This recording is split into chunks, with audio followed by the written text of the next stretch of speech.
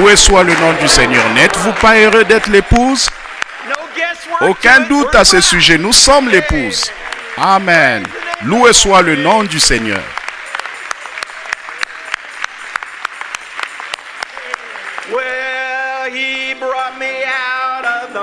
Il m'a sorti de l'argile boueuse. Il m'a établi sur le roc pour y rester.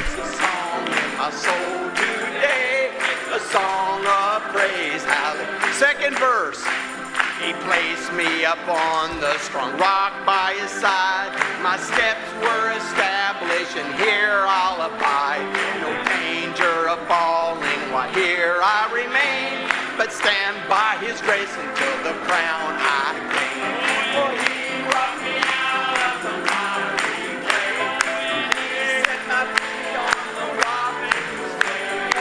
He puts a song in my soul today, a song of praise. Let's clap it to him one more time.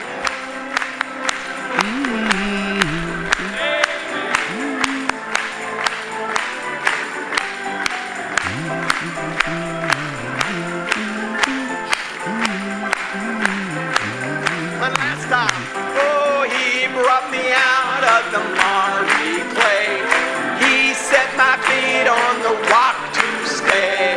He puts a song in my soul today, a song of praise. Hallelujah.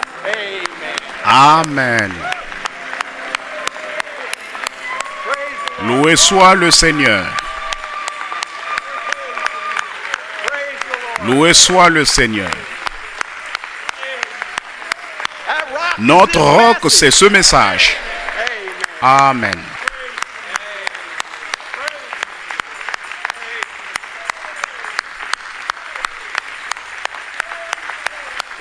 Loué soit le Seigneur. Je suis heureux.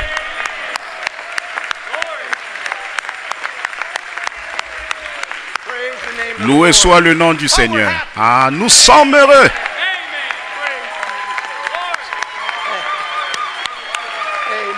Amen.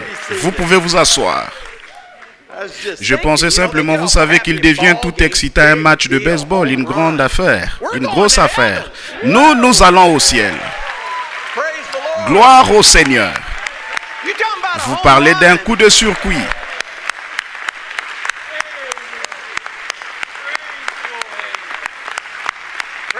Loué soit le nom du Seigneur. Vous pouvez vous asseoir.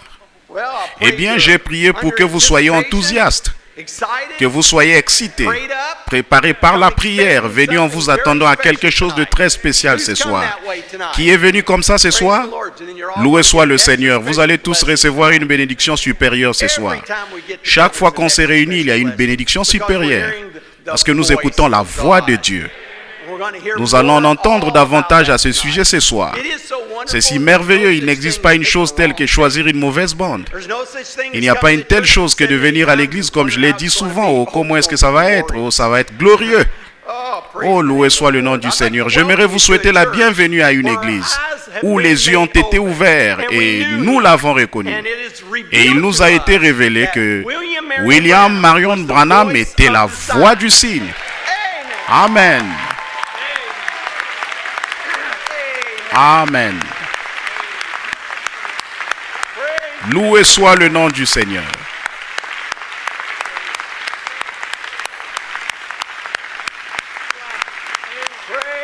Loué soit le nom du Seigneur. Loué soit le nom du Seigneur. Vous pouvez vous asseoir. C'est ce qui nous amène ici. C'est parce que nous savons que cela, parce que nous appuyons sur play. Amen.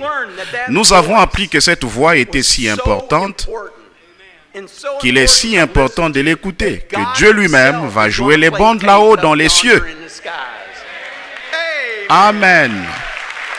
Et c'est... Oui, amen. Loué soit le Seigneur.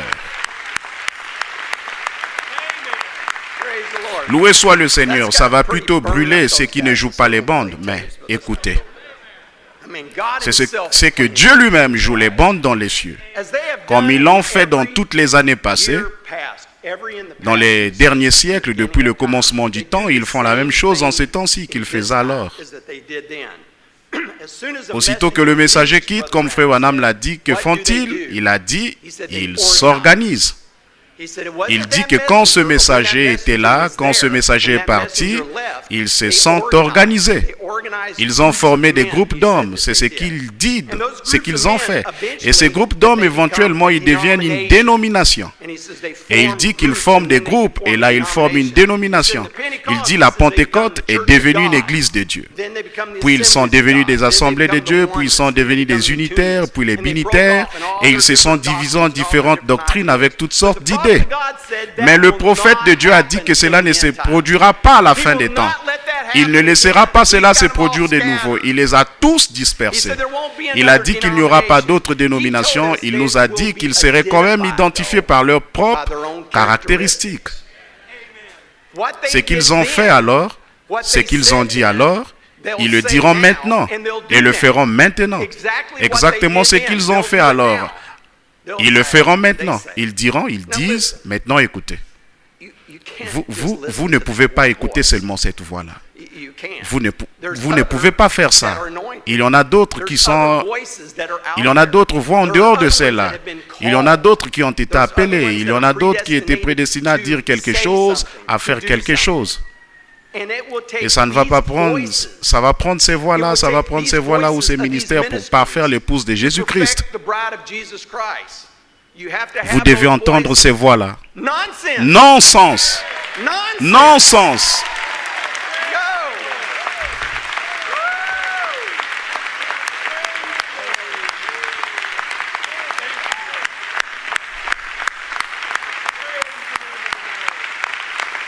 Loué soit le nom du Seigneur.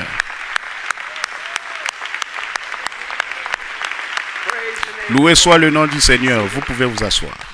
Ce message prononcé par la colonne de feu élue, confirmé de Dieu, c'est ce qui perfectionne cette épouse. Ceci est la seule chose qu'il nous faut. C'est la seule voix qu'il nous faut. La voix de ce messager. Aucune autre. Loué soit le Seigneur. Loué soit le nom du Seigneur. Loué soit le nom du Seigneur. Vous pouvez vous asseoir. C'est la voix du signe. Ce ne sera pas un groupe. Ce sera un seul homme. Dieu n'a jamais traité autrement que par un seul homme. Or, Élie n'était pas un groupe. Loué soit le Seigneur. Jean-Baptiste n'était pas un groupe. Ils étaient un seul individu. Dieu, Malachie 4, ne dit pas « Je vous enverrai un groupe ». Il dit « Je vous enverrai Élie ». La parole ne peut pas être changée.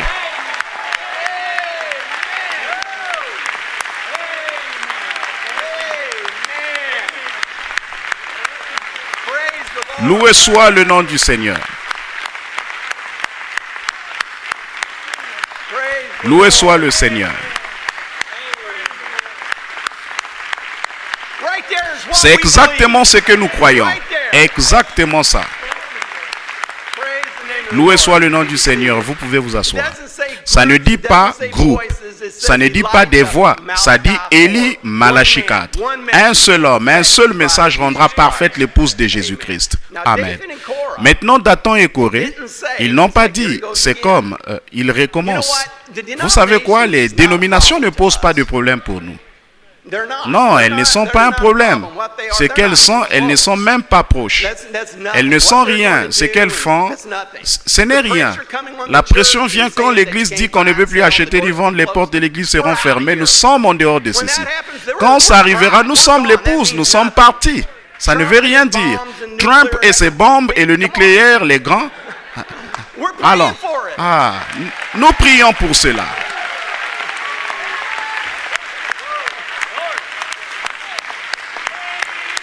Loué soit le Seigneur. Vous pouvez vous asseoir. Le monde craint ces choses pendant que nous voulons ces choses.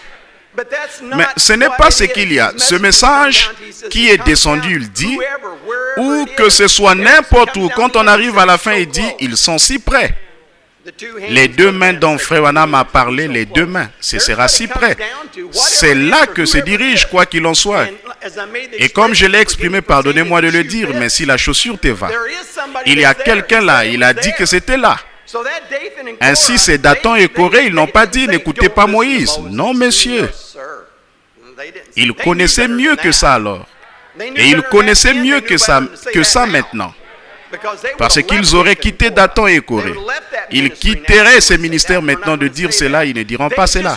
Ils voulaient simplement ajouter leur voix à sa voix. C'est là le problème. Leur voix, cette voix. Ils veulent faire du majeur un mineur.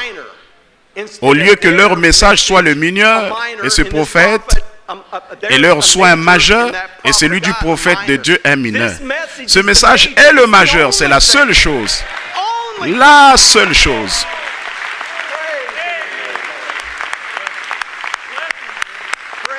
Loué soit le nom du Seigneur. Amen. Vous pouvez vous asseoir. Ils disent Moïse est le messager. Bien sûr, ils doivent dire cela. Mais il y a d'autres hommes saints, vous devez écouter ces hommes aussi. Il y a d'autres hommes oints et saints. Frère Branham dit qu'ils étaient saints. Et ils avaient en effet quelque chose à dire. Mais ils ont manqué de reconnaître le message d'un seul homme. Leur travail est de leur pointer vers ce messager. Je pense qu'il est dit un seul homme. Pas un groupe, un seul homme. C'est ce qu'il a dit. Prenez-vous-en au messager. Loué soit le nom du Seigneur. Ils sont un autre groupe d'hommes oints. Il y a d'autres hommes oints et c'est vrai.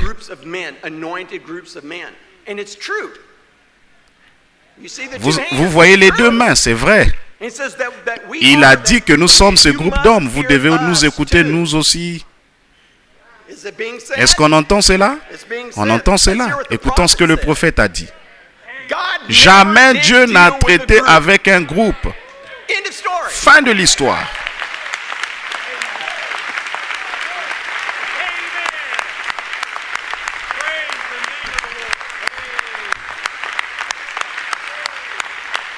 Loué soit le Seigneur. Loué soit le Seigneur. Vous pouvez vous asseoir. Jamais Dieu n'a traité avec un groupe. Nulle part dans l'Écriture. Il traite avec un seul individu parce que tous les hommes sont différents les uns des autres. Tous les hommes, nos pouces, nous sommes différents, nos nez sont différents, nos actions sont différentes. Il met la main sur un seul homme pour pouvoir amener celui-ci à être en harmonie tellement parfaite qu'il deviendra la parole. Notre prophète était la parole.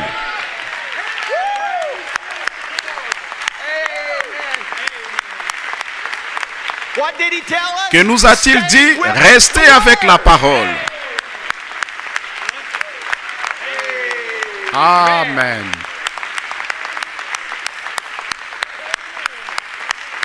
Loué soit le nom du Seigneur. Vous pouvez vous asseoir. Il n'y a qu'un seul moyen d'être sûr de rester avec cette voix, car la voix ne change jamais. Il dit les hommes, les idées, les pensées, tout, ils changent. Ils entendent et ne s'accordent pas les uns les autres. Je ne pourrais pas le faire. Dois-je aller ici? Dois-je aller là? Dois-je écouter ceci? Dois-je écouter là? J'écoute le message. Les bandes ne changent jamais. Elles disent la même chose chaque fois que nous les jouons. Ça ne change pas. Dieu a un seul homme sous son contrôle et cela devient la parole pour l'épouse de Jésus-Christ. Ce message est notre ministère quintuple. Il était notre prédicateur, il était notre enseignant, il était notre apôtre, il était notre prophète, il est notre pasteur, il est le 7e ange messager. Tout ça en un seul.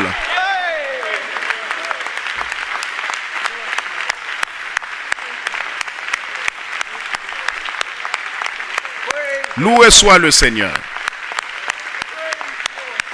Loué soit le nom du Seigneur. Loué soit le Seigneur. Vous pouvez vous asseoir. Praise the Lord. Loué soit le Seigneur. Isn't that wonderful? N'est-ce pas merveilleux? And he did. Et il a fait. Je ne fabrique pas cela. Il a dit qu'il était prédicateur, enseignant, apôtre, prophète. Il était tout cela. Puis il nous a dit dans le livre des âges de l'Église que tous se sont égarés. Alors il a envoyé son ange puissant pour redresser tout ça à la fin des temps. Et nous sommes à la fin des temps. Aussi combien c'est important d'écouter cette voix, la voix du cygne. Cette voix est si grande, cette voix est si importante. C'est la voix d'un bout à l'autre de cette Bible. Cette voix était si importante de cet ange messager que lorsque Dieu l'a prononcé sur la terre, quand ce messager l'a prononcé sur la terre, je vais dire, Dieu en a fait écho lui-même au ciel.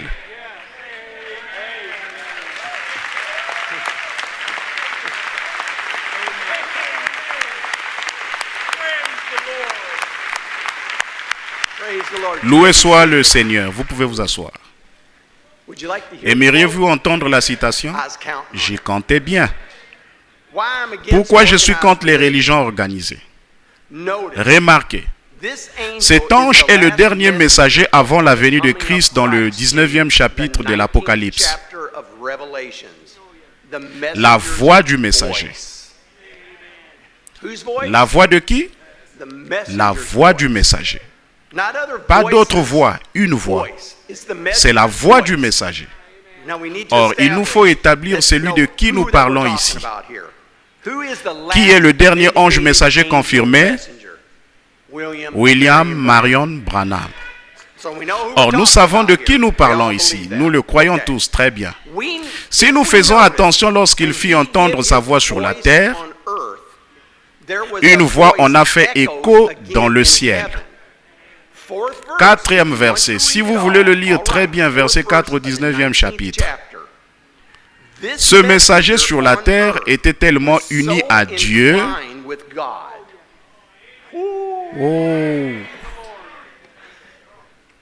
que lorsqu'il parlait sur la terre, Dieu faisait écho de la même chose dans le ciel.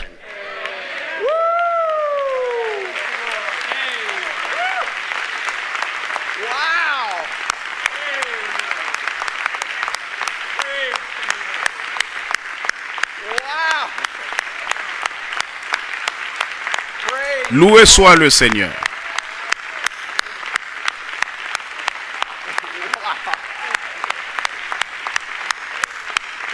Loué soit le nom du Seigneur. Vous pouvez vous asseoir.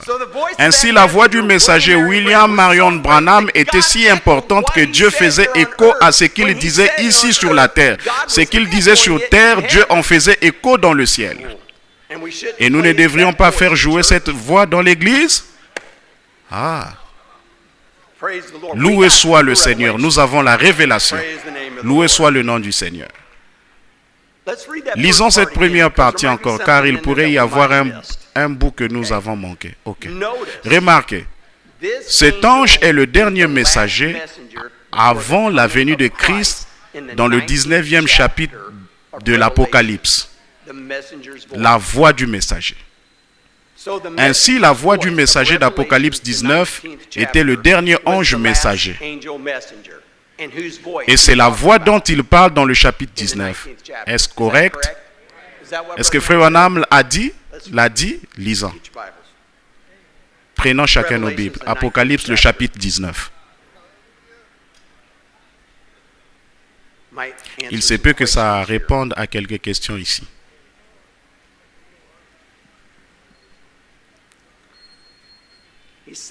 Il dit au verset 4 de l'Apocalypse 19, commençons au verset 4.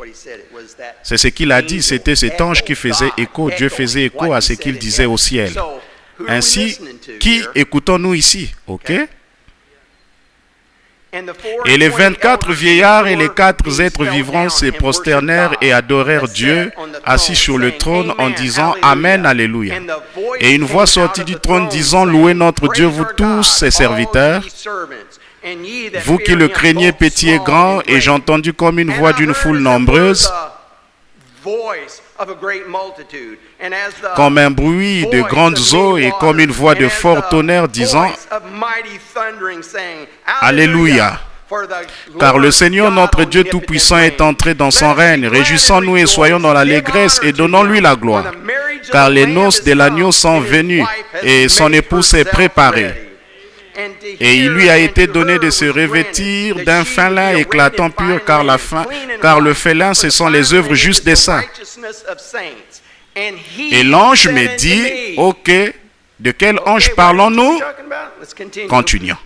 Heureux ceux qui sont appelés au festin de noces de l'agneau. Et il me dit, ces paroles sont les véritables paroles de Dieu. Et j'ai tombé à ses pieds pour l'adorer. Or, qui était cet ange? Qui était cet ange?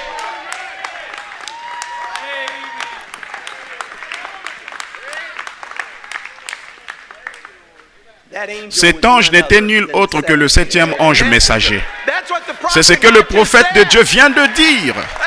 Amen.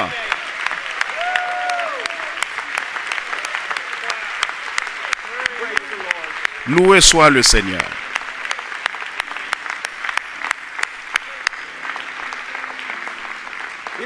Vous savez, quand j'ai lu ça, que Dieu m'a révélé cela, c'est comme nous l'avons dit ici dans l'église. Qui d'autre connaissait la révélation?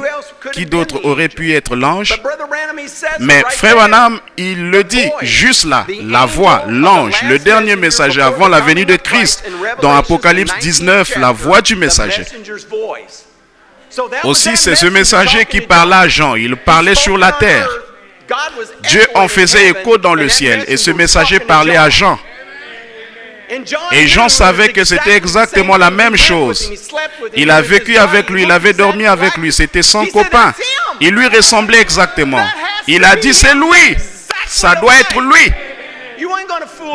Vous ne déjouerez pas ce messager. Il est venu et est tombé à ses pieds, mais il dit, ne m'adore pas, je suis ton compagnon de service. Gloire à Dieu.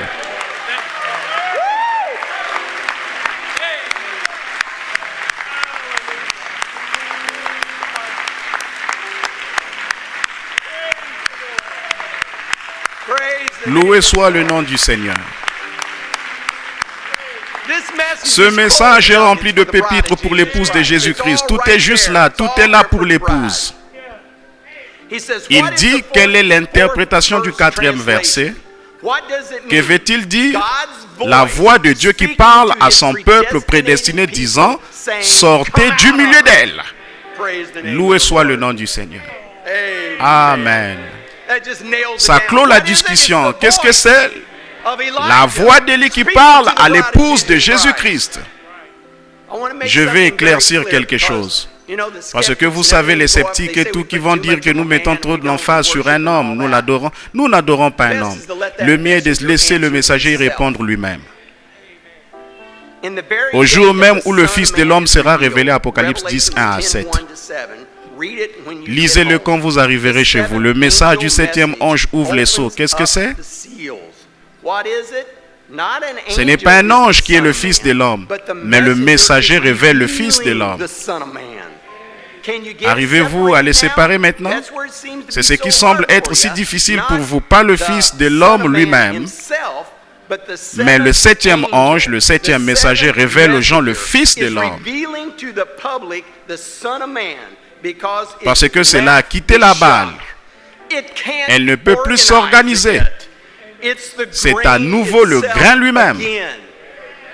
C'est ce que vous êtes. Le grain lui-même, à nouveau, qui n'écoute que cette voix. Amen. Aimez-vous ce message de tout votre cœur? Êtes-vous heureux pour la révélation que Dieu nous a donnée? Il n'y a rien d'autre. Tout ce qui a été écrit ici, tout ce qui a été prononcé, c'était pour ce qui se déroule maintenant. C'est pour cette épouse, cette balle qui revient et devient le grain réel à nouveau, et que nous sommes. Nous ne pouvons pas en dire trop. Depuis le commencement du temps, ils auraient aimé vivre juste où nous vivons maintenant. Même du temps de Jésus, ils auraient aimé vivre maintenant même, pour voir la venue, tout ce qui s'est manifesté. Il a dit, c'est déjà passé, les rumeurs de guerre, les rumeurs de toutes ces choses qui devaient arriver, il n'y a plus rien qui empêche la venue du Seigneur. Juste nous. Ainsi Dieu, laisse-nous séparer. Amen. Inclinons la tête pour la prière. Nous voulons simplement lui dire combien nous l'aimons et l'apprécions. Combien nous le remercions pour la révélation de ce message. Ce que signifie ce message pour nous, c'est tout pour nous. Nous avons vu le signe. Nous avons entendu la voix. Et nous y croyons de tout notre cœur. Merci Seigneur. Nous savons que tu es ici, Seigneur Jésus. Et nous voulons tellement t'accueillir ce soir. Et Seigneur, quoi que nous ayons besoin ce soir, accorde-le-nous. Ouvre nos cœurs comme jamais auparavant. Puis cette révélation entre plus profondément que jamais auparavant. Et Seigneur, laisse-nous toucher le bord de ton vêtement ce soir. Père, laisse cette épouse réaliser exactement qui il sent. Et lorsqu'ils prient, laisse-les croire. Quand ils prient les uns pour les autres, réponds à leurs prières, Seigneur. Nous y croyons, Seigneur. C'est ta parole et elle ne peut pas faillir. Beaucoup sont malades. Il y a plusieurs requêtes de prière ici. Je veux une requête de prière spéciale. J'ai un véritable fardeau pour sœur Rachel Erickson. Elle est vraiment malade dans son corps. Les médecins l'ont abandonnée. Mais pas le docteur Jésus. Il dit de mentionner ce nom donne un nouvel espoir. Il dit quand il a dit je connais une église, je connais un groupe de gens, alors ils en sortent un nouvel espoir. Nous sommes cette église. Nous croyons que nous sommes cette église, nous sommes cette épouse. Et quelle que soit votre requête, celle-ci peu importe quelle autre, il est ici et va répondre à ces requêtes, chacune d'entre elles. Le croyez-vous ce soir, Église? Croyez-vous que vous êtes l'épouse? Croyez-vous que quoi que ce soit que vous demandiez, vous pouvez l'avoir? Si vous y croyez et avez la foi, viens au secours de notre incrédulité, Seigneur Jésus. Car en vérité, tu es ici, Seigneur Jésus.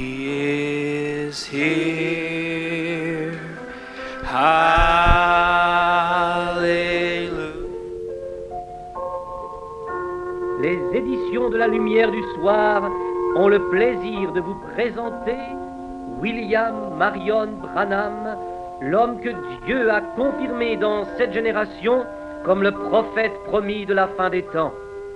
Des connaissances bibliques approfondies, concentrées dans un message d'origine entièrement divine.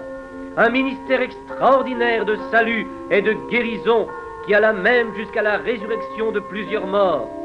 Des dizaines de milliers de prophéties revêtues du sceau du ainsi dit le Seigneur, qui, prononcées sous l'inspiration, n'ont jamais failli, pas même une seule fois. Une vie consacrée qui n'a souffert aucun compromis quant aux exigences de la parole de Dieu. Un profond respect pour les autres, leurs croyances et leurs pratiques. Tout cela a caractérisé la vie de William Branham que Jésus-Christ a envoyé pour vous aussi. La bénédiction divine vous atteindra sans aucun doute si vous placez vraiment votre foi dans la parole du Seigneur que vous allez maintenant entendre sur cette cassette. Notre prière est que Dieu vous accorde sa parfaite grâce.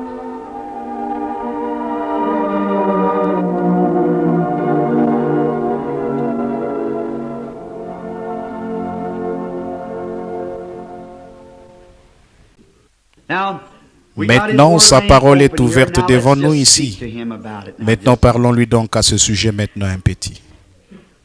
Dieu bien-aimé, nous venons à toi en ce moment, avec respect, tranquillement, avec sérieux et avec foi, en croyant que tu écoutes et que tu exauceras la prière.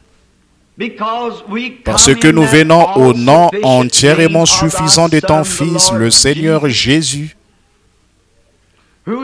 celui qui est infaillible et qui a fait cette promesse Si vous demandez quoi que ce soit au Père en mon nom, je le ferai. Alors nous savons que nous recevrons exactement ce que nous demandons, car nous venons en son nom. Car il n'y a aucun autre nom par lequel nous puissions nous approcher de toi, le grand et puissant Jéhovah Dieu. Et nous venons par sa grâce, sans confesser que nous méritions quoi que ce soit, mais c'est parce qu'il a fait l'expiation pour nous, puisqu'il est mort pour nous, et qu'il a expié nos péchés. Alors nous avons le sentiment que nous pouvons nous tenir justifiés devant toi à cause de sa mort. Nous avons cette foi-là. Et nous ne demandons rien qui soit mauvais, mais quelque chose qui soit profitable pour chacun de nous. Par conséquent, Seigneur Dieu, parle-nous à travers ta parole. Et parle-nous en utilisant cette voix qui nous fera comprendre et savoir ce qu'il faut faire au juste pour être de meilleurs hommes et femmes, garçons et filles. Sachant que cette grande porte là-bas de la mort, qu'à chaque battement de notre cœur, nous nous rapprochons d'un battement de cette porte par laquelle nous entrerons tous. Et sachant aussi qu'après être arrivés là-bas, il n'y aura plus une seule autre occasion de nous réconcilier. Plus jamais nous ne pourrons avoir cette occasion que nous avons maintenant même. Et ne sachant à quel moment au juste nous franchirons cette frontière, ô Dieu, viens à nous sans tarder et ramène-nous au bon sens pour que nous sachions comment nous approcher de toi et plaider notre cause devant toi et implorer ta miséricorde. Accorde-le, Seigneur. Nous sommes un peuple dans le besoin. Nous sommes des brebis.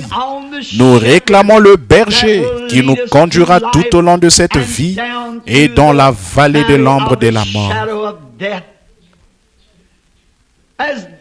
Comme David autrefois le disait, je ne craindrai point quand j'arriverai dans ce lieu, parce que le berger me conduira, me fera traverser ces lieux, jusqu'à ce que nos pieds reposent solidement sur ce glorieux rivage, là où la vieillesse, la maladie, le chagrin et la mort s'envoleront loin de nous, et nous serons libres là-bas pour toujours. Parle, Seigneur, cette petite aux yeux brillants, la petite chérie de quelqu'un qui est assise ici devant moi dans ce fauteuil roulant. Je ne peux tout simplement pas détacher mes yeux sur elle aujourd'hui.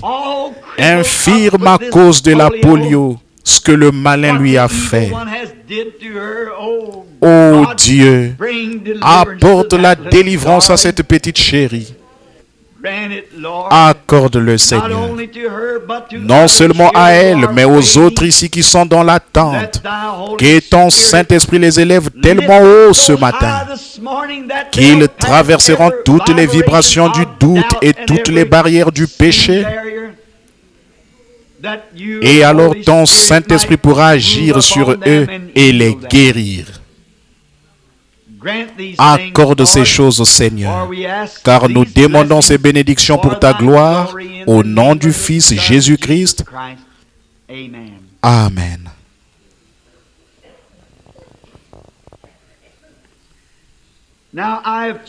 Maintenant, j'ai choisi comme sujet ce matin, et vous les petits, pardonnez-moi, de consacrer tout le temps aux adultes et de vous priver de votre classe ici ce matin.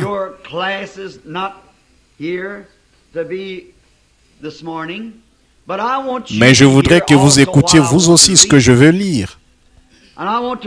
Et ce que je vais lire ce matin se trouve dans 1 Samuel au chapitre 3. Et je voudrais prendre comme sujet « Écoutez sa voix ». Ce qui conviendra aux petites filles et aux grandes filles, aux petits garçons et aux grands garçons, à tous. Souvenez-vous du sujet, écoutez sa voix. Maintenant, pour vous qui prenez dans les Écritures 1 Samuel, chapitre 3, voici c'est quand il lit aux 10 premiers versets.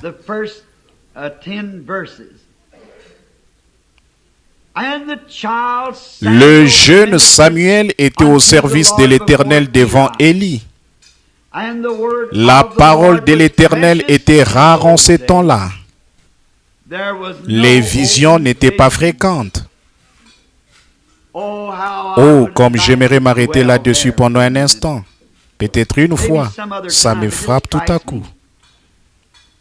Je vais le lire encore une fois, ce verset-là. Le jeune Samuel était au service de l'Éternel devant Élie. La parole de l'Éternel était rare en ces temps-là, car les visions n'étaient pas fréquentes. Vous voyez ce qu'est une vision alors? C'est la parole du Seigneur adressée directement. Voyez? Et la parole du Seigneur était rare. En ce même temps, Élie, qui commençait à avoir les yeux troubles et ne pouvait plus voir, était couché à sa place. La lampe de Dieu n'était pas encore éteinte. Et Samuel était couché dans le temple de l'Éternel, où était l'arche de Dieu. Alors l'Éternel appela Samuel. Il répondit, « Me voici. » Et il courut vers Élie et dit, « Me voici, car tu m'as appelé. » Élie répondit, « Je n'ai point appelé, retourne te coucher. » Et il alla se coucher. L'Éternel appela de nouveau Samuel. Et Samuel s'éleva, alla vers Élie et dit, « Mais voici, car tu m'as appelé. » Élie répondit, « Je n'ai point appelé mon fils, retourne te coucher. » Samuel ne connaissait pas encore l'Éternel, et la parole de l'Éternel ne lui avait pas encore été révélée. L'Éternel appela de nouveau Samuel pour la 3e fois. Et Samuel s'éleva, alla vers Élie et dit, « Me voici, car tu m'as appelé. » Élie comprit que c'était l'Éternel qui appelait l'enfant. Et il dit à Samuel, « Va, couche-toi, et si l'on t'appelle, tu diras, « Parle, Éternel, ton serviteur écoute. » Et Samuel alla se coucher à sa place. L'Éternel vint et se présenta, et il appela comme les autres fois, « Samuel, Samuel. » Et Samuel répondit, « Parle, car ton serviteur écoute. »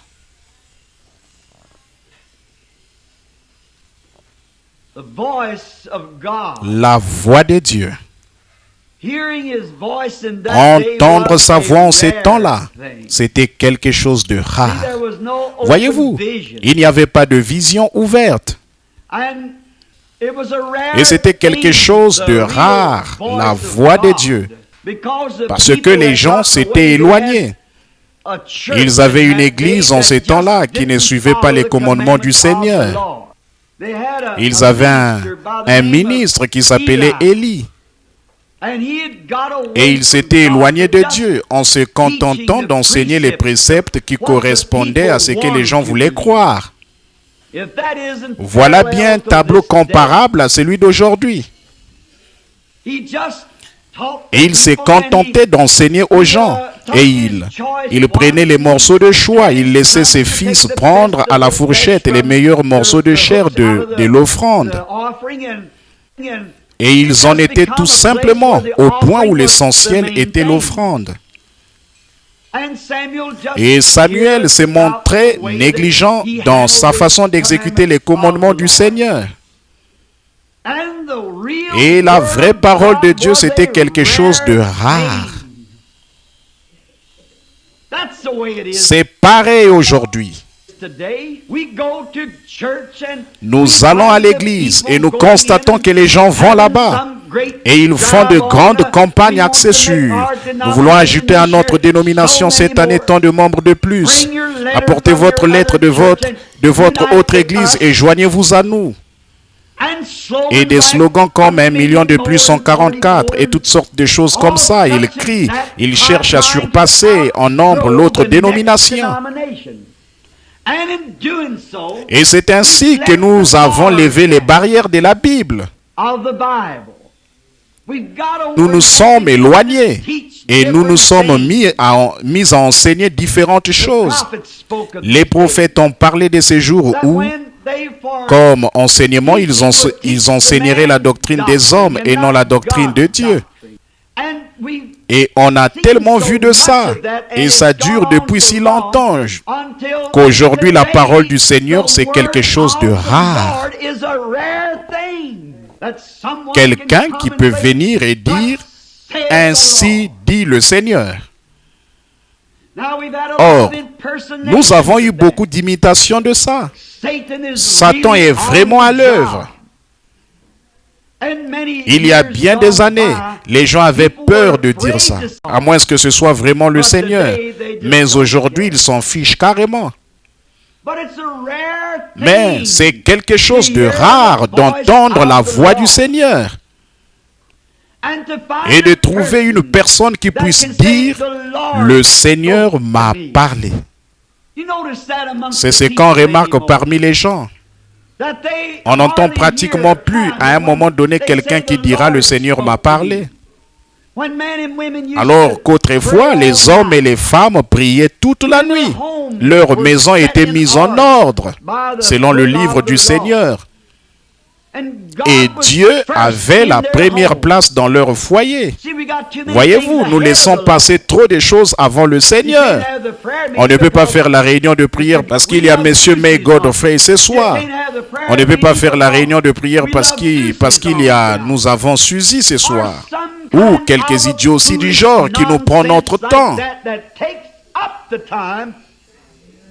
Alors, nous n'avons pas le temps d'écouter la voix du Seigneur. Et ceux qui prétendent être chrétiens, ils se contentent de s'agenouiller, de faire une petite prière comme ceci, une petite prière maison comme « Seigneur, bénis-moi et bénis ma famille et prends soin de nous, bonne nuit ». Et le lendemain matin, ils se lèvent et disent « Guide-nous tout au long de la journée, bonne journée ». Nous devons nous attendre au Seigneur. Voyez-vous, c'est nous qui parlons tout le temps. Nous ne lui donnons pas la possibilité de nous parler à son tour. Alors que si nous prions et que nous prions jusqu'à ce que notre âme entre dans la présence de Dieu et qu'ensuite nous nous détendions et que nous écoutions sa voix. Mais il y a tellement de voix aujourd'hui qui nous éloignent de la voix du Seigneur. Il y a la voix du plaisir. Tant de gens écoutent celle-là alors qu'ils vont quelque part passer de beaux moments. Et beaucoup d'entre eux font profession d'être chrétiens. Une espèce de spectacle de rock'n'roll va avoir lieu. Ils ne peuvent vraiment pas écouter ce qui est saint. Ils disent, eh bien, je suis chrétien, il faudrait que je lise un verset de la Bible aujourd'hui. Oui, Jésus plaira. Avec ça, c'est classé, on continue son chemin. Mais pour ce qui est de vraiment s'agenouiller et prier, ils ont trop d'autres choses à faire. Il y a tellement de voix dans le monde, tellement de choses qui détournent notre attention de sur Dieu. Hier, quand ma femme et moi nous sommes allés au supermarché acheter des provisions, et je me dépêchais parce que j'étais en retard, j'avais des rendez-vous et tout, et je faisais très vite. Il y avait un petit garçon qui était là, à moitié endormi, Et une petite fille est arrivée et elle portait une espèce de petit pantalon qui appartenait à un homme. Forcément, parce que ces choses-là, c'est fait pour les hommes. Et la Bible dit que c'est une abomination aux yeux de Dieu qu'une femme porte ça. Et avec tout plein de rouge à lèvres ici, et les yeux à moitié endormis, elle a dit, où est telle et telle chose à ce petit garçon? Il a dit, comment veux-tu que je le sache? Elle a dit, n'oublie pas que je suis rentré jusqu'à 6 heures ce matin. Elle n'avait pas plus de 12 ans.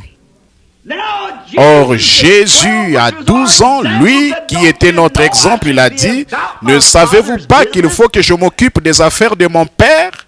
Ce n'est pas étonnant que la voix de Dieu soit quelque chose de rare aujourd'hui. Elle est étouffée par tant de voix différentes, par tant de choses qui estompent et qui éloignent.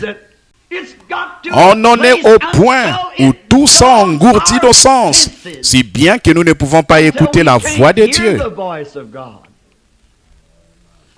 Nos sens, alors que nous devrions nous secouer, prendre conscience que vous êtes des hommes et des femmes, et que vous êtes la création de Dieu, et que vous avez été placés ici pour le servir.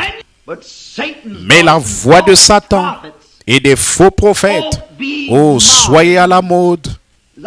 Comme je le disais, il y a quelques jours, pendant que j'étais en route pour venir à l'église, j'ai allumé ma radio et j'ai entendu une émission en provenance de Louisville qui disait qu'on enseignait aux enfants dans les églises à boire avec modération, les moderniser pour qu'ils ne tombent pas dans l'excès. Oh, ce qu'il faut, c'est qu'on leur enseigne Christ, pas boire. Cette chose-là va démolir, détruire et damner n'importe quel foyer. Comment la voix de Dieu pourrait-elle parler dans une famille où on est à moitié sous au whisky et avec la pensée paralysée par le tabac et l'alcool et d'avoir fait la bombe toute la nuit?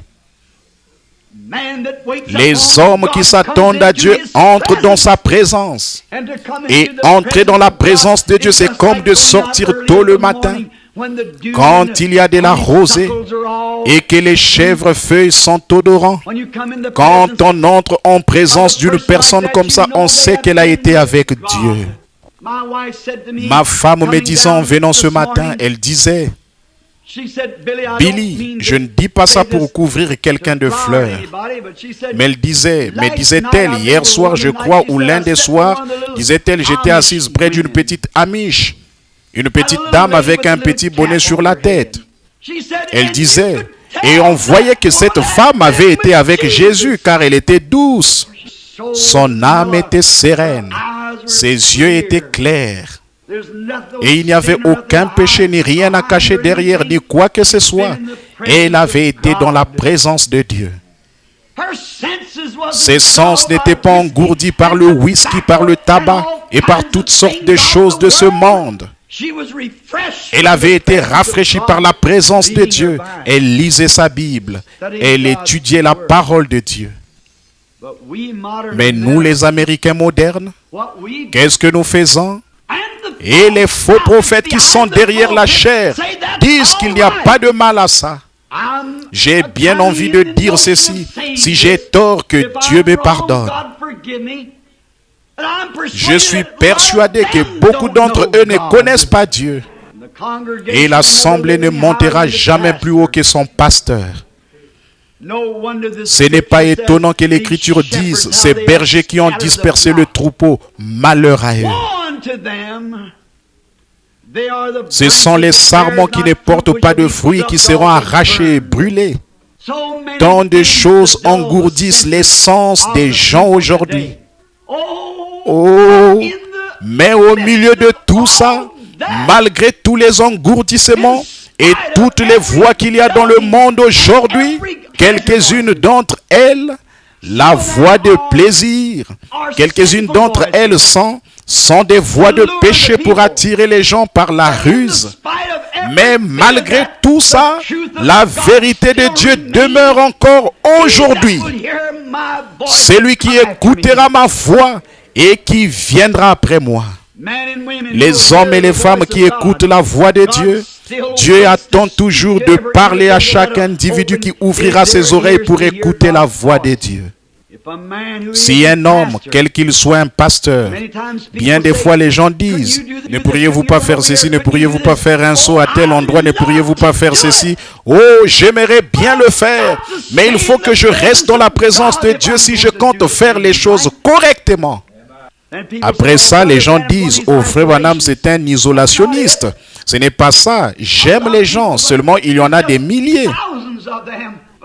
Mais il faut que je reste avec lui pour voir ce qu'il veut que je leur dise. Quelque part, écoutez seulement. Il aura quelque chose pour vous qu'il veut que vous sachiez.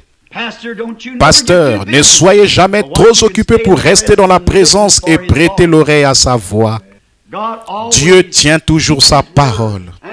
Et peu importe combien les temps peuvent être mauvais, combien votre Église peut apporter un enseignement contraire à ça, Jésus-Christ est toujours disposé à s'adresser avec cette petite voix tranquille à quiconque prêtera l'oreille pour l'écouter. Il est toujours prêt à le faire pourvu que nous nous tranquillisions.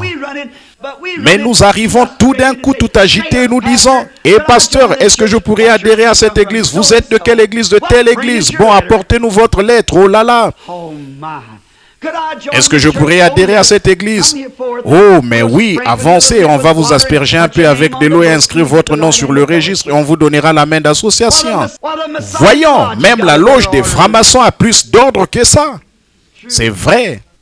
La loge des francs-maçons et tous les autres clubs, c'est bien, mais ce n'est pas du tout de même la maison de Dieu. C'est dans ce lieu-là que Dieu parle. Des clubs-là, ils cherchent à vous rendre moral, mais Dieu vous rend juste par Jésus-Christ son Fils.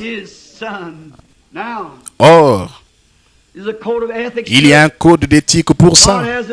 Dieu a une nouvelle naissance pour vous. Mais écoutez sa petite voix tranquille. Vous tous qui faites profession d'être chrétiens, tranquillisez-vous devant lui. Ne laissez pas la lessive vous faire obstacle. Ne laissez pas le travail vous faire obstacle. Ne laissez rien vous faire obstacle. Ne dites à personne ce que vous faites. Approchez-vous simplement de lui. Allez quelque part dans les bois. Rangez-vous au bord de la route. Entrez dans le secret de votre chambre et fermez la porte. Quand les enfants sont à l'école, là, agenouillez-vous. Vous avez entendu des voix de toutes sortes partout, mais agenouillez-vous simplement et restez là jusqu'à ce que ces voix se soient tues et que vous commenciez à vous élever. Ça vous changera. Ça vous transformera. Comme ça a transformé le petit Samuel. Ça produira un effet sur vous, à condition que vous le fassiez. Alors ça fera de vous ce que vous devriez être. Ça fera de vous le genre de chrétien que vous devez être. Maintenant, quittons cette époque moderne pour nous reporter à une époque passée. Reportons-nous au passé, au temps les plus reculés. La voix de Dieu a été adressée à des hommes de tous les milieux, dans tous les âges. Que vous soyez cultivateur, que vous soyez cordonnier, quoi que vous soyez, Dieu parle encore. Que vous soyez un pécheur, que vous soyez une prostituée ou une impudique, que vous soyez un ivrogne, que vous soyez quoi? Un membre d'une église locale, un membre de nom, quoi que vous soyez, la voix de Dieu attend toujours de pouvoir vous parler. Je pense maintenant à Moïse, alors qu'il avait déjà 80 ans, qu'il avait 80 ans de formation théologique, et il connaissait les Écritures, il les connaissait bien, et il avait reçu la promesse qu'il allait être le libérateur de son peuple. Et pourtant, connaissant seulement les Écritures et n'étant qu'un membre d'église formaliste de l'église moderne de l'époque, il a pris lui-même la chose en main, il a essayé de le faire lui-même. Il a tué un Égyptien. Voyez-vous ce que vous faites quand vous n'écoutez pas Dieu? Vous faites un beau gâchis. Tandis que le diable ce matin est là à dire, ne va pas te faire baptiser. Un autre qui dit, oh, remets ça plus tard. Un autre qui dit, vaudrait mieux t'assurer de bien savoir ce que tu fais. Et l'autre qui dit, tu ne pourras plus t'amuser. Le seul moyen de régler la question, c'est de confronter ça avec la parole de Dieu. Mais aujourd'hui, on dirait que les gens ne veulent pas faire cela. Et Moïse, il était allé consulter les meilleurs rabbins. Mais eux, ils étaient devenus formalistes et froids. Il avait écouté l'histoire que sa mère lui avait racontée, qu'on l'avait caché parmi les gens et que les gros alligators n'avaient pas pu se saisir de lui, que porté par le courant, il y avait ce petit bébé, alors que les vieux alligators, ils étaient devenus tout gras. Ceci, c'est pour les petits enfants. Ils étaient devenus gras à manger ces petits bébés-là. Il y avait des vieilles femmes au nez crochu, des femmes policiers, qui n'avaient jamais eu de bébé, qui ne savaient pas ce que c'était que d'aimer un bébé. Eh bien, elles allaient là-bas, elles prenaient les petits bébés et elles les tuaient, puisqu'elles les jetaient dans le fleuve. Ces vieux alligators étaient devenus tout gras à manger ces petits bébés. Et pourtant, Dieu a mis à cœur à cette mère d'installer son bébé dans les bras même de la mort. C'était un type de Christ. Vous le voyez, n'est-ce pas? Il s'est jeté dans les bras même de la mort. Et tous ces vieux alligators s'approchaient de ce tout petit panier qui descendait le fleuve. Savez-vous pourquoi ils ne pouvaient pas? Pourquoi ils ne pouvaient pas manger ce petit bébé-là? Il y avait un ange posté là. File d'ici. Pourquoi? Dieu donne ordre à ses anges de veiller sur son peuple. N'aie pas peur, ma chérie. Dieu veille sur toi. Le diable aura beau essayer de te faire quelque chose, mais Dieu est plus grand, voyez. Alors les alligators devaient s'éloigner en vitesse de ce petit panier. Et pourtant, Moïse savait toutes ces choses. Et pourtant, après 40 ans de formation, et puis dans le désert encore là, il a essayé de prendre lui-même la chose en main. Nous connaissons la Bible, nous savons ce que Dieu nous a dicté et pourtant nous disons, bon, eh bien, ceci, nous allons l'arranger comme ceci, c'est que les jours des miracles, ça n'existe plus. Nous savons, nous ne croyons pas qu'ils sont encore là aujourd'hui, nous croyons que les jours des miracles sont passés. Et l'aspersion, c'est tout aussi valable que l'immersion. Et Père, Fils et Saint-Esprit, c'est tout aussi valable que le nom du Seigneur Jésus. Et alors nous allons simplement, tous les autres suivent cette voie-là, alors nous allons simplement faire pareil. Moïse avait été militaire. Et il s'est dit qu'avec le genre de formation qu'il avait reçu comme militaire, il allait simplement pouvoir lever la main sur les Égyptiens et les tuer. C'est aussi valable que de faire ce que Dieu a fait. Avez-vous déjà réfléchi à ça? Tout le monde condamne Moïse parce qu'il a tué un homme. Et quand il est retourné là-bas avec l'onction du Saint-Esprit sur lui, il a tué tout le lot. Et personne n'a dit un mot là-dessus. Il a tué toute l'armée de Pharaon. Mais Dieu était là-dedans. Dieu n'y était pas la première fois. Et donc, Moïse, gonflé à bloc avec sa théologie d'église, il allait être le prochain Pharaon.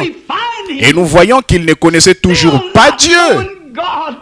Mais un matin, derrière le désert, un vieillard de 80 ans avec sa barbe qui descendait très bas, il a vu un buisson ardent. Et il s'est détourné pour voir ce qui s'est passé.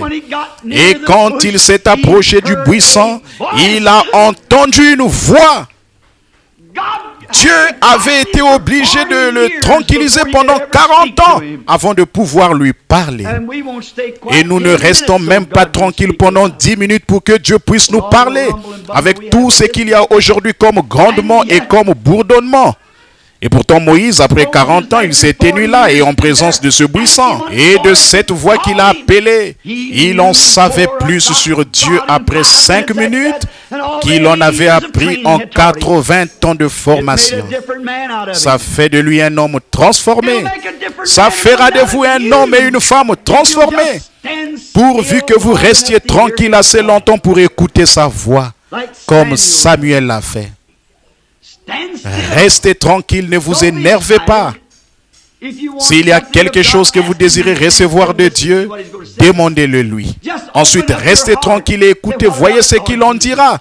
Ouvrez simplement votre cœur, dites, qu'est-ce que tu en dis, Seigneur Jésus? Restez là. S'il ne répond pas au bout des 5 premières heures, alors attendez encore 5 heures.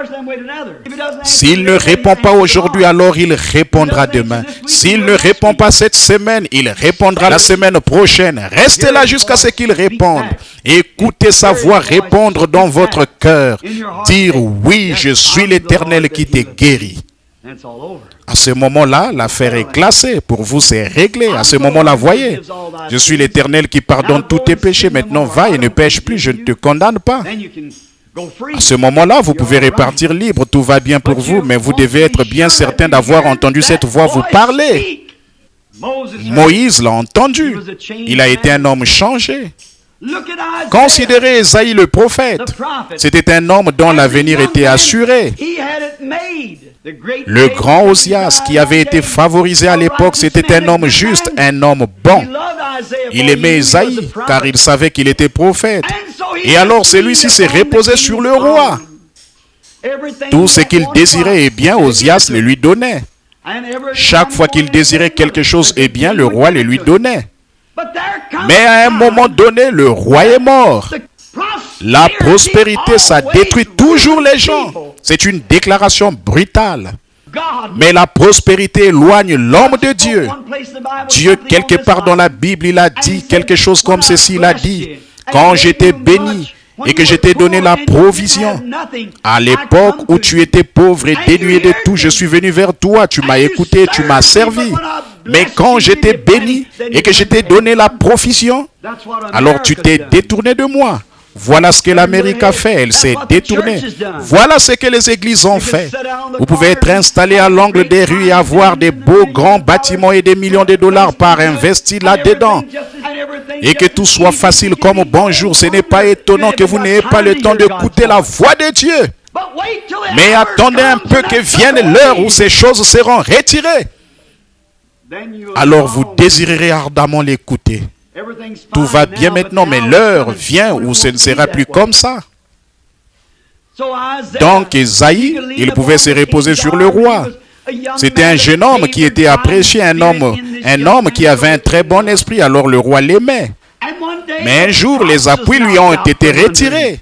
Le roi est mort. Et après que le roi est mort, Ésaïe a été obligé de marcher seul. C'est là qu'il s'est mis à regarder autour de lui et qu'il s'est aperçu que tout le monde n'était pas comme le roi. On vous mettra à la porte un de ces jours des groupes interdénominationnels comme ceci. Il viendra un temps où vous devriez faire partie d'une organisation, sinon vous ne pourrez pas adorer. Comme vous le savez, c'est ce que l'Écriture dit. Pour le moment, il se contente de se moquer de vous. Mais il viendra un temps où il y aura un boycottage, car la marque de la bête doit être apposée. Ou bien vous ferez partie de la confédération des églises, la bête comme à Rome, ou bien vous n'adorerez pas du tout. C'est ce que dit l'Écriture. C'est là que vous devrez vous écrier comme Ésaïe. Il est allé dans le temple et c'est là qu'il a pris conscience. Il a levé les mains, il a dit, ô Éternel, je suis un homme dont les lèvres sont impures. Vous vous imaginez que vous êtes bon, mais attendez un peu que ce moment-là arrive. J'habite au milieu des gens dont les lèvres sont impures. Qu'est-ce qu'il y a eu? À ce moment-là, c'était pour lui une question de vie ou de mort.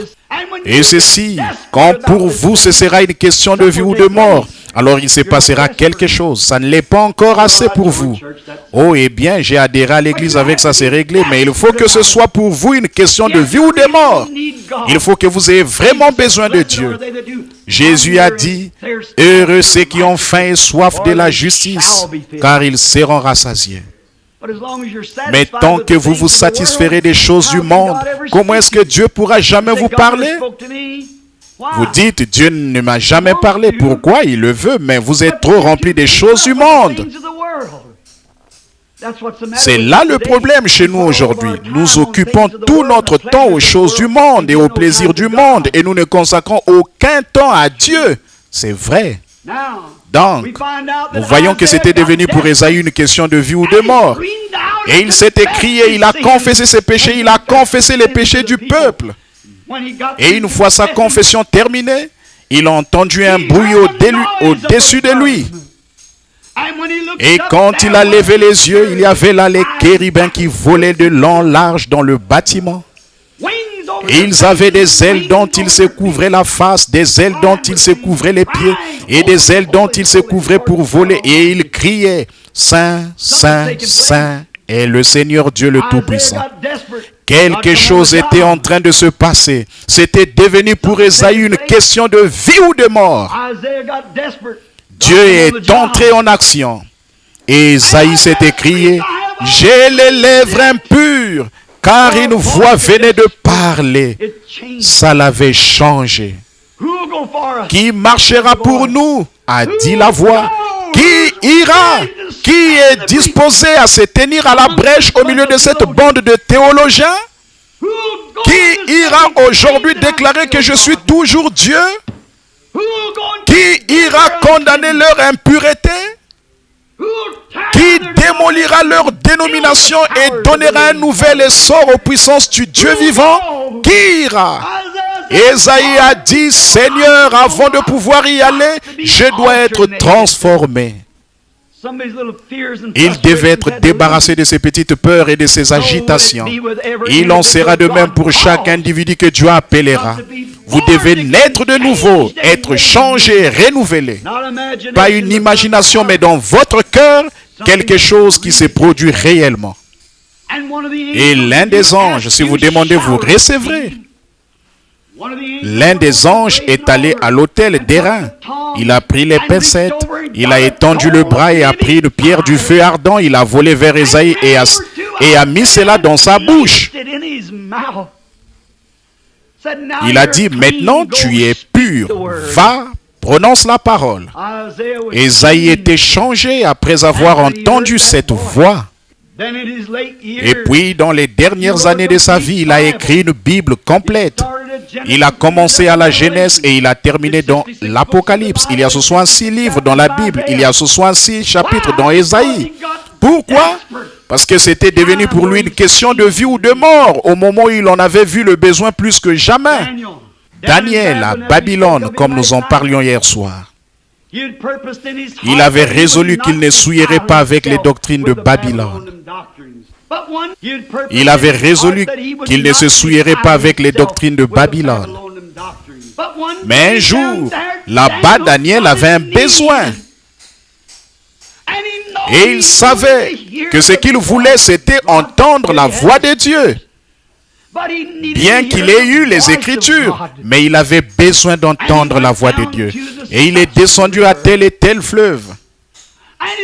Il n'est pas descendu là et tout bonnement laissé en char là s'agenouiller dans les gens et dire « Seigneur Dieu, je voudrais t'entendre me parler, où es-tu » Non, ce n'est pas la manière de procéder. Ésaïe était parti avec son char et les conducteurs, il était descendu au fleuve et il les avait renvoyés. Il allait rester là tant qu'il n'aurait pas entendu. Voilà la manière de faire. Là, c'était pour lui une question de vie ou de mort. Il a fallu qu'il s'éloigne complètement de tous les soldats, de tous les astronautes, de tous les sages, de tous les docteurs en théologie, de tous ceux qui cherchaient à lui dire « Quant à ceci, fais ceci Daniel, fais ceci Daniel ». Mais il s'est éloigné de tout ça. C'est ce que vous devez faire, vous aussi. Et il est allé au fleuve et il est resté là-bas pendant 21 jours à lutter avec l'ange du Seigneur. Mais on nous dit qu'il a regardé au-dessus des eaux. Il a vu un ange qui se tenait là avec un pied sur la terre et sur la mer. Celui-ci a levé les mains et il a juré par celui qui vit au siècle des siècles que quand les choses que Daniel avait vues s'accompliraient, il n'y aurait plus de temps. Il avait été retenu pendant 21 jours à cause du mal qu'il y avait dans le pays. Et s'il avait été retenu pendant 21 jours à cause du mal qu'il y avait dans le pays, là, à l'époque de la Perse, combien de temps le serait-il aujourd'hui? Combien de temps pourrait-il être retenu? Mais cette foi immortelle, cette faim et ce désir dans le cœur humain qui ne dira pas non à Dieu, mais qui tiendra bon jusqu'à ce que Dieu parle du haut des cieux. Ceci, cet évangile, ce n'est pas quelque chose qu'on peut prendre à la légère. Ce n'est pas quelque chose qui se prend à la légère. Il faut que ça frappe la punaise 10 fois sur 10. Il faut que ce soit parfait, sinon ce n'est pas correct. Et ça ne marchera pas. Il faut que ce soit parfait. Daniel a prié. Nous voyons dans la Bible, dans le chapitre 8, le chapitre 7 ou le 8 du livre des Actes, qu'il y avait un petit pharisien, un arriviste qui s'appelait Saul. Oh, c'était tout un théologien. Il avait été l'élève de Gamaliel. Et il avait toutes les Écritures alignées comme il faut, en conformité avec les théologiens de l'époque. Oh, un prétentieux et un triste. Et il avait vu des gens faire quelque chose qui était spirituel. Et sa théologie faite de main d'homme n'était pas à la hauteur de cela. Ça, c'est tout à fait comparable au tableau d'aujourd'hui. Dans son cœur, il était honnête et sincère, comme le sont bien des gens qui pensent que les gens qui sont nés de nouveau s'en foutent. Ils pensent que la guérison divine et les puissances du Saint-Esprit, c'est quelque chose dont les gens parlent, mais c'est quelque chose de réel. Alors, pendant qu'il était en route vers Damas, un jour qu'il avait dans sa poche les ordres reçus de l'évêque de l'église, aller exterminer toute cette bande d'exaltés qui hurlaient, qui poussaient des cris, et qui sautaient en l'air, et qui parlaient dans des langues étrangères, et qui guérissaient les malades. Voyons donc, c'est une bande de démons. Voilà ce que disaient les théologiens. Va les arrêter, ramène-les ici, enchaînés. Certainement à votre service, monsieur l'évêque. Oh là là. Oh, c'était un homme important. Il avait un doctorat en théologie, vous savez. Alors il a sauté sur son cheval et le voilà parti, lui et ceux qui l'accompagnaient. Mais pendant qu'il était en route vers midi, quelque chose l'a jeté par terre. Et il s'est roulé dans la poussière comme un fou, l'écume aux lèvres. Et il a entendu une voix qui disait, « Saul, Saul, pourquoi me persécutes-tu » Qu'est-ce que c'était? Ce n'était pas un théologien qui lui parlait, mais une voix qui venait du ciel. « Pourquoi me persécutes-tu » Alors il s'est retourné dans la poussière, les sourcils tout poussiéreux, les larmes qui ruisselaient peut-être sur ses joues. Il a dit, « Seigneur, qui es-tu » Et quand il a jeté un coup d'œil, il est devenu aveugle comme une chauve-souris. La grande colonne de feu était là devant lui. Et une voix en est sortie qui disait, « Je suis Jésus que tu persécutes. Ton enseignement fait de main d'homme est faux. » Qu'est-ce que c'était? Il y avait là une vision ouverte. La parole de Dieu était devenue une réalité. Oh frère, voilà ce qu'il nous faut aujourd'hui, plus que ça. Je veux remercier le Seigneur. Les petites filles qui étaient au fauteuil roulant hier soir, elles sont venues en marchant aujourd'hui sans fauteuil roulant. Alors les voilà, oui. Que le Seigneur vous bénisse, mes petites assises là. Qu'est-ce qui accomplit ça? Ce même Jésus qui avait parlé avec une voix surnaturelle là-bas, il parle encore aujourd'hui. Saul, Saul, pourquoi me persécutes-tu? Saul a été un homme changé. Et les gens devraient être changés aujourd'hui, alors qu'ils peuvent voir et entendre la voix de Dieu vivant parler comme il avait fait quand il marchait en Galilée. Oh, certainement. Saul, Saul, pourquoi me persécutes-tu? Qu'est-ce qui a produit cet effet? Est-ce qu'il l'a mené à un séminaire pour lui enseigner une nouvelle théologie? Non. Qu'est-ce qu'il a fait? Il lui a parlé. Il y avait là une voix littérale qui parlait à travers une nuée. Qu'est-ce que c'était? Ce même Dieu qui avait tonné sur le mont Sinaï. Aux réunions dans les lieux où le Saint-Esprit vient véritablement, on entend une voix humaine changer. Alors qu'on sait à peine son alphabet, et pourtant Christ peut s'emparer de cette voix et prononcer les mystères du Dieu puissant. Ça devrait changer tous les hommes et toutes les femmes qui sont assis en présence de ça. J'ai entendu une voix, a-t-il dit. Oh, nous sommes dans un tel assoupissement. J'espère qu'il ne faudra pas rendre ça encore plus clair. Mais nous sommes dans un tel assoupissement dans nos églises, dans notre théologie, dans notre manière de penser, dans notre manière de vivre, que nous n'entendons pas cette voix quand elle parle. Oh, disent-ils, il pourrait que ce soit de la télépathie. Il se pourrait, vous savez, il se pourrait que ce soit ceci, cela ou autre chose. Qu'est-ce qui se serait passé si Moïse avait dit, dis donc, je me demande si c'était un démon qu'il y avait dans ce buisson. Moïse ne s'est pas posé de questions, il avait entendu la voix. Si vous dites, oh, il se pourrait que ce soit seulement ma conscience qui me dit ça. Si vous êtes un enfant de Dieu, vous saurez que c'est sa voix. Mes brebis entendent ma voix. Mes brebis entendent ma voix. Elles le sauront. Il y en a eu un autre qui s'appelait Pierre, qui avait été sauvé et qui, en plus, avait été rempli de l'Esprit. Mais il voulait continuer à s'accrocher aux traditions des anciens. Tout ce qu'il était prêt à reconnaître, c'est ce qui se trouvait ici dans la parole. Un jour sur le toit, alors qu'il voulait observer les traditions de pas de viande, ne pas manger de viande, et les sabbats et ainsi de suite. Beaucoup de bonnes personnes cherchent encore à s'accrocher à ce genre de choses. Un jour, pendant qu'il était sur le toit, il a entendu une voix qui disait, « Ce que j'ai purifié, ne le regarde pas comme impur. » Oh Dieu, je voudrais bien qu'ils s'emparent d'une bande de prédicateurs de cette vallée et qu'ils leur disent que nous ne sommes pas fous, que nous ne sommes pas des exaltés de la racaille. C'est l'Esprit du Dieu vivant et les hommes et les femmes sont ivres de sa bonté. Ce n'est pas de la sorcellerie ni de la télépathie mentale. C'est l'Esprit du Dieu vivant. Détachez-vous de vos traditions, les anciens, et écoutez la voix du Dieu vivant. Ça vous changera. Vous ne deviendrez pas l'un de leurs persécuteurs. Vous voudrez être l'un d'entre eux. Si vous pouvez franchir les barrières de toutes vos doctrines, en arriver au point où vous pourrez flotter jusque dans sa présence là-bas, alors il se passera quelque chose. Vous ne croirez pas que les jours des miracles sont passés.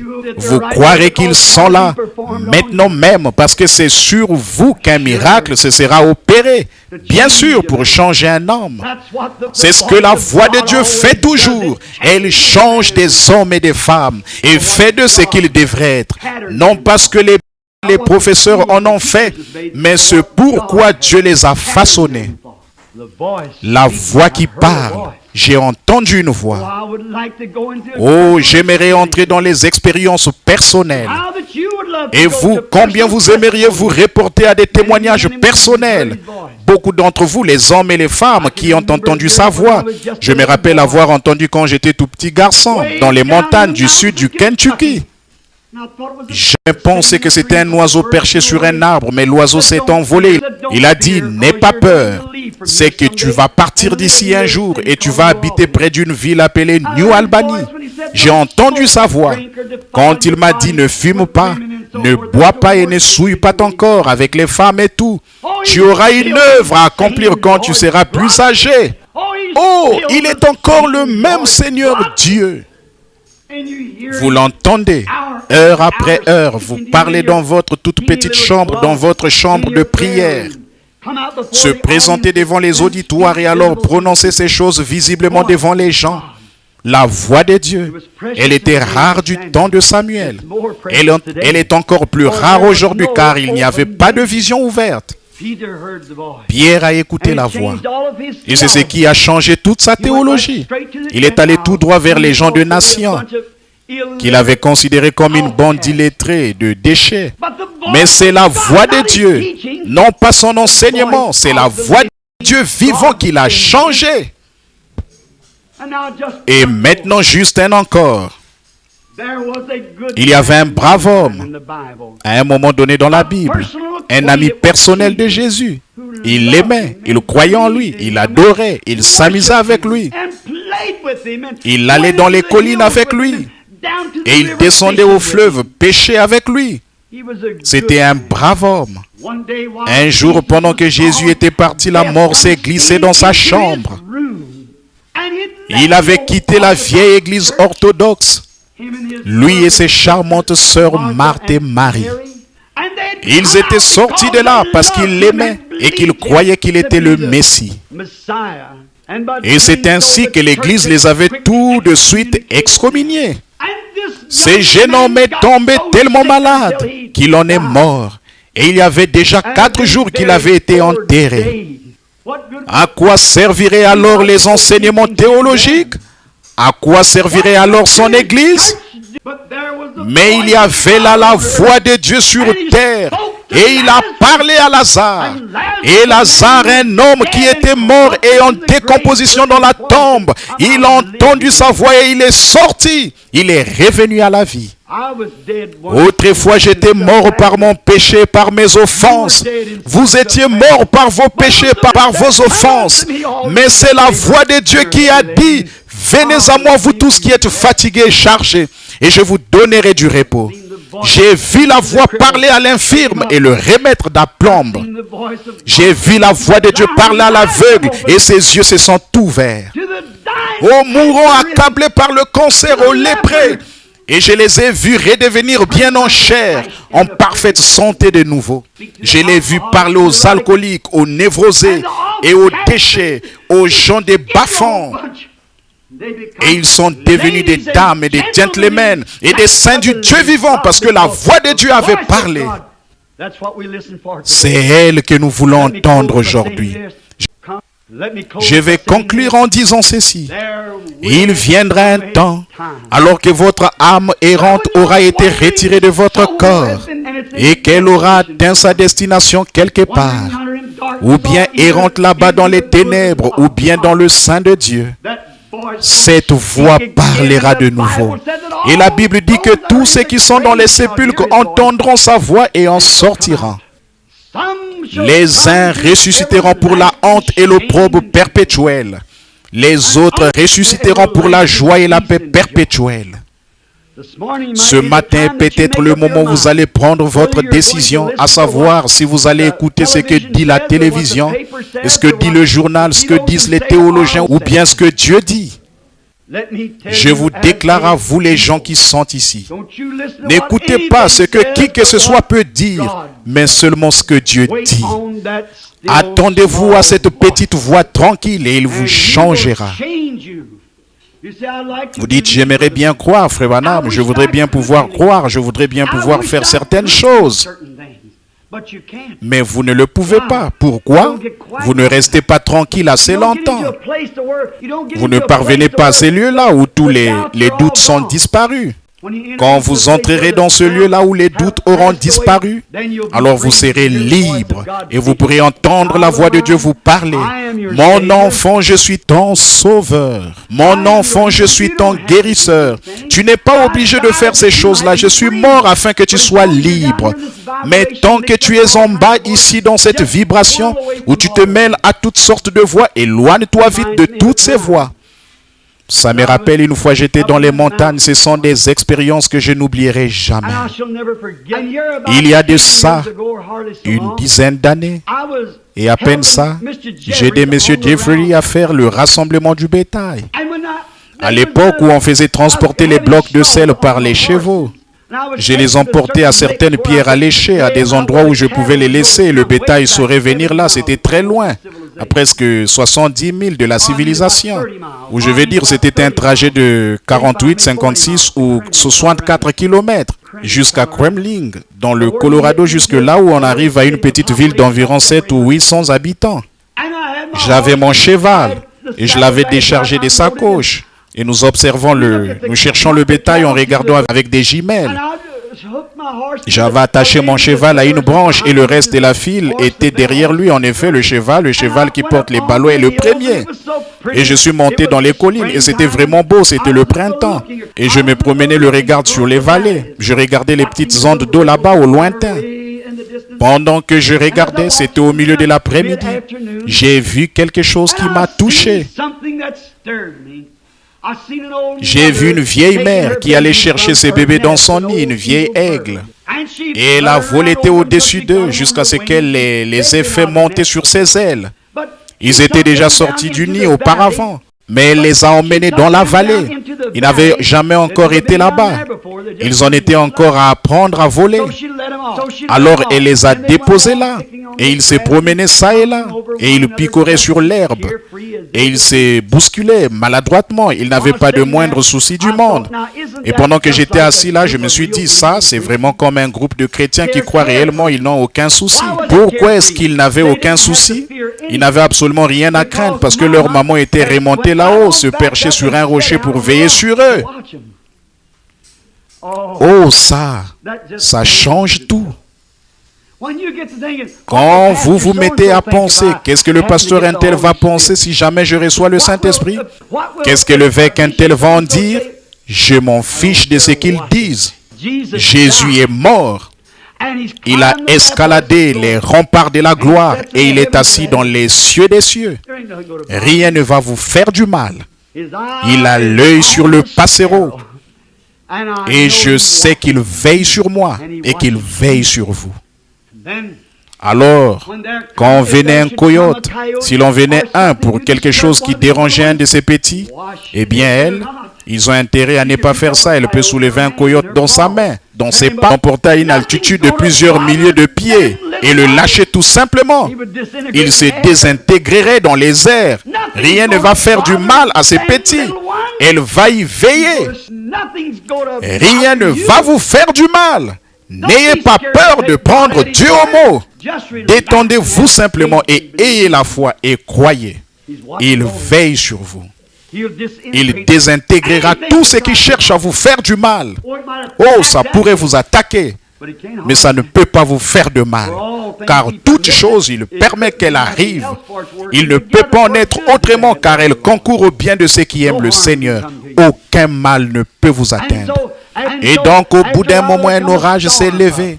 Et quand l'orage a éclaté, il se manifeste tout d'un coup ces orages septentrionaux. Un petit éclair qui jaillit avec un vent de 97 à 113 km à l'heure. Alors cette vieille mère aigle a poussé un grand cri. Et la voilà qui pique dans la vallée. Et ce cri, qu'est-ce qu'il a produit comme effet? Les petits aiglons connaissent la voix de leur maman. Mes brebis connaissent ma voix, a-t-il dit. Le danger était proche. Là, ils n'ont pas cherché à se mettre à l'abri sous de gros morceaux de quelque chose. Ils n'ont pas cherché à se précipiter dans un grand tas d'ordures. Ils ont entendu leur maman, c'est tout. Voilà ce que le chrétien devrait faire. Voir ce que Dieu va faire à ce sujet. Et quand la vieille mère a atterri avec ses grandes pattes, à peu près grandes comme ça, elle est descendue en vol plané comme un avion géant qui se pose. D'un coup, elle a relevé la tête, elle a trompetté et elle a déployé ses grandes ailes d'environ 4,27 mètres d'envergure, ce qui correspond à la distance de ce poteau-ci à celui-là. Tous les petits aiglons, ils ont couru à toute vitesse et d'un bond, ils ont sauté sur les ailes de leur maman. Ils se sont frayés un chemin dans ses plumes avec leurs petites pattes. Ils se sont accrochés là et avec leur petit bec, ils se sont accrochés à une de ses plumes fixées solidement. Leur maman les a simplement portés sans que ses ailes vibrent le moindrement. Et elle les a élevés dans ce vent. Elle s'est dirigée tout droit dans les rochers pour les mettre à l'abri de l'orage qui allait venir.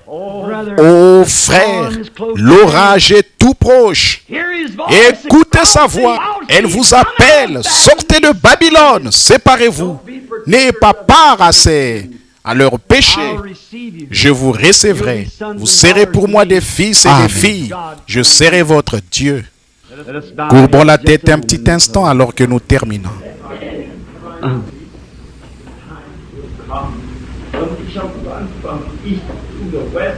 From the north to the south, to hear the word of the Lord, and to shout find it.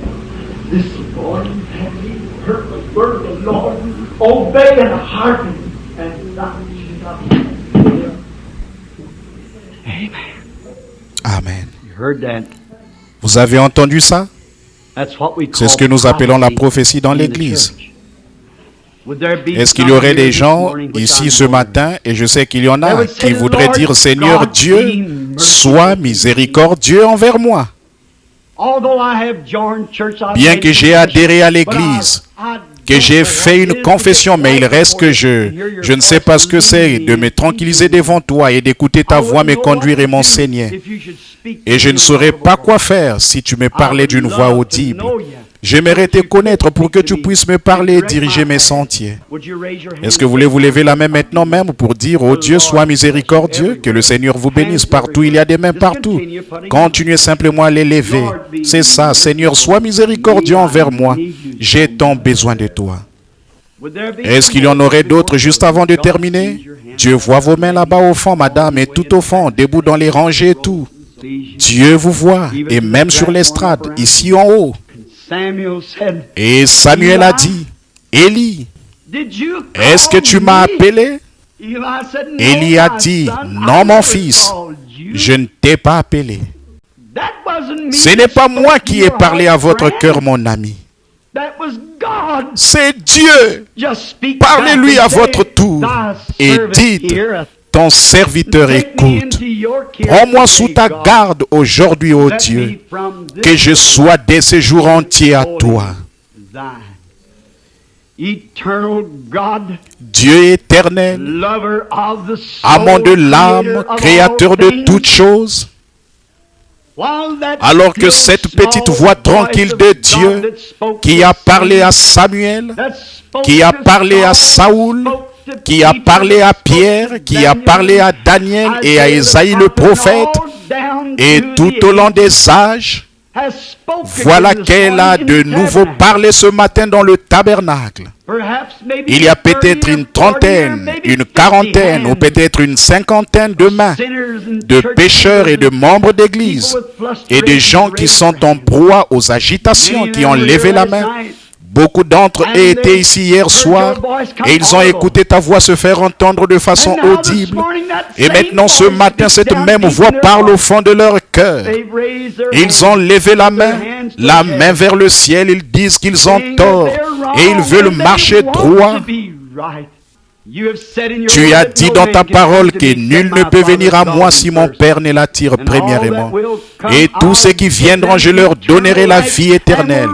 Et je le ressusciterai au dernier jour.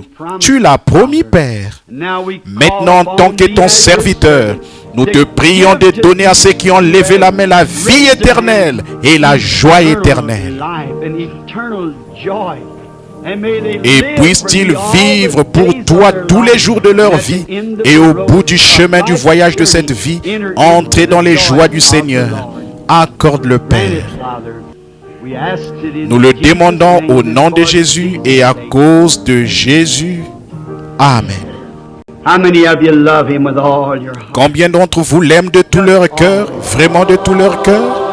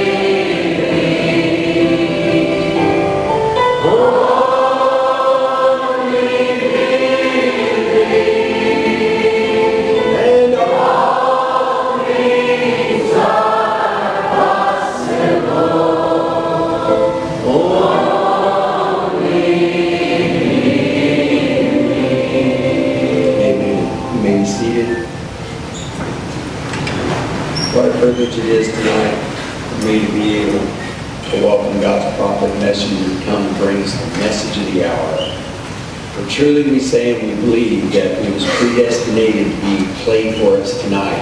God knew that we were going to be listening to it. So let us open up our hearts to hear the message of the hour. Here's God's prophet, Brother Wayne. I think we ought to stay